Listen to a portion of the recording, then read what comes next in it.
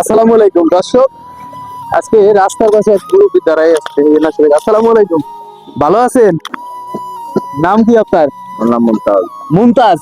আমার নাম রাকিব। শরীরের তো অবস্থা ভালো না, পা কিভাবে হইলো? পা অ্যাক্সিডেন্ট হয়েছে বাবা। অ্যাক্সিডেন্ট হয়েছিল? বাসায় ফ্যামিলি আছে?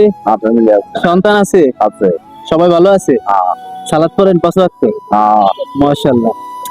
যাক, জীবনে এখন তো বেঁচে থাকার জন্য তো এইভাবে এখন বাঁচতে হবে। কি করবো বাবা, পা নাই, সম্পত্তিও নাই। দর্শক দেখতেই পাচ্ছেন আমার সামনে আমার দাদার বয়সী এক মুরব্বী।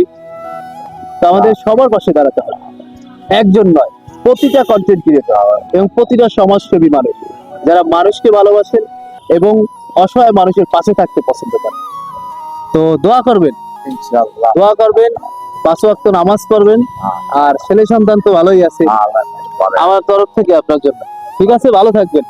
আসসালামু আলাইকুম। আল্লাহ হাফেজ।